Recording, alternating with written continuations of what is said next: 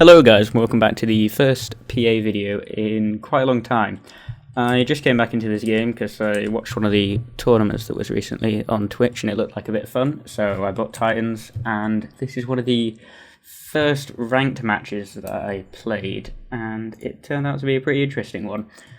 I wasn't recording during the match, so I'm just going to have to commentate over the replay it actually just finished. So I will be down here in the South Pole. There I am in purple, and this guy is up at the top.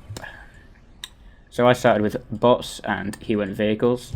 Now on this map, I think vehicles are probably better because a lot of the fighting is concentrated down this middle place, but it's still definitely worth getting some bots out so you can go around and raid these little mech spots around the back of the planet and maybe get in the back as well.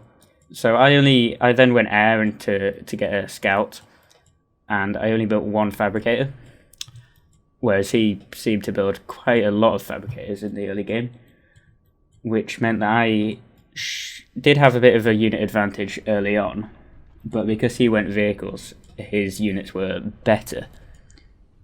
So in a straight up fight, he could probably have won. But yeah, you see, he built 4 fabricators to start off with, which meant I do have quite a large unit advantage at the moment. You can see I've got 10 extra units, and he just lost 4 of them. Now that does set you back quite a way, losing fabricators that early on in the game, but it doesn't seem to trouble him too much, and it might actually end up benefiting him, because you can see without those 4 fabricators running, he's not like he's floating energy or anything. Well, it's not a benefit, but it's not as bad as it could have been. Like if he had built loads of extra energy instead of building any factories to try and support those fabricators, and then if those fabricators had died, then all of that energy would have been useless. So yeah, we're both building up a small army in these front parts, and I'm sending a fabricator up probably to try and build a turret there, I think. And yeah, you can see now I've switched to vehicles, because once you're getting further out into the game where you're going to actually have to be fighting the enemy's armies and not just raiding their mechs, you do want to switch over to tanks because they're going to be better. I haven't actually used many of the Titan units actually before. Like, I know there's that hover tank thing, which looks pretty cool, but I think that's probably best on naval maps, because it can go over the water. Yeah, he's doing a pretty good job with all his radars here. Like, I think that was one of the reasons that he did get quite far ahead of me at this part in the game, or just in a sec actually. And I think that these radars were part of the reason for that, because if we look on his vision, he can, even after his commandos run away, he can still see where he is. But yeah, he did get very aggressive here, and I got his commando way down to, well, he's on 10% at the moment, 8%. So yeah, at this point, the game is almost over for him. Like, he doesn't have any anti-air around his commander. If I had a few more bombers, I don't think 2 is enough. I think the commander AA can deal with that. But if I had a few more bombers, then I could probably have killed him right then and there.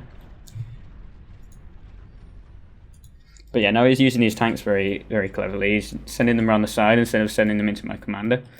And as you can see, I've got hardly any units around there. I'd actually at some point changed the rally points on my factories to behind his base to try and surprise him a bit. But that does mean that I don't have many units in my base to defend from these tanks here.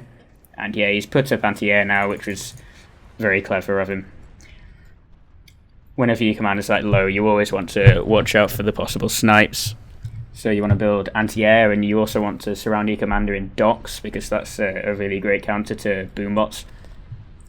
Right, so now I realise, I know that his commander is incredibly low, so I send my commander up with all the units, but he's expecting that as well. So he's built walls and turrets, and a commander against walls and turrets really isn't going to work out well for you. And at the same time as his commander moving away from my forces, he's really getting into my base with these tanks, and I just can't stop him. There's nothing really there to stop those tanks, so they are pretty much going to destroy everything I've got. And now I realise that I can't walk my commander into these turrets, because then I just end up losing. So instead, I decided to walk my commander into his base, where those tanks that I'd set up behind his base have started to destroy things. So if I can get rid of his metal and these factories that he's got in the base, then I'm not in that much of a bad spot, because you can see I already have the metal advantage. So if I can destroy this metal here, he really hasn't expanded anywhere else. You can see I've got pretty much all the metal behind the back of the planet, and he hasn't even tried to get any of that. And I think that is really where he went wrong in this game.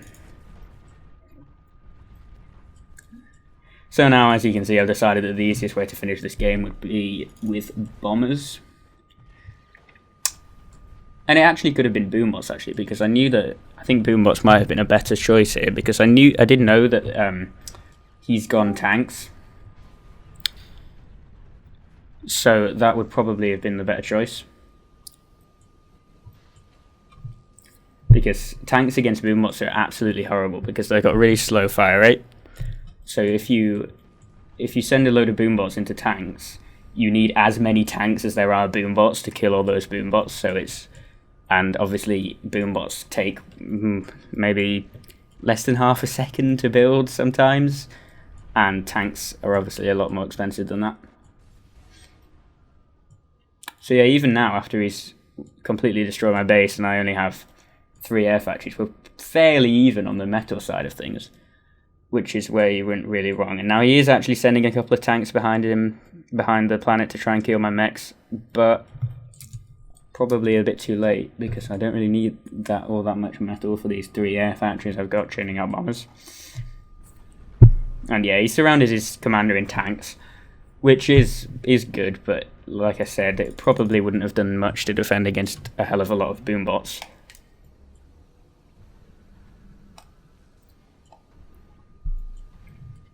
And he's actually building pelters. He built a lot of pelters in this game. Not really sure how well that went for him. Ooh. And yeah, here come the bombers. How many is that? I think that was about 20. And yeah, that's all they need. No problem. But yeah, I just thought this was quite an interesting game, because by the end of it, my base was actually his base. So yeah, hope you...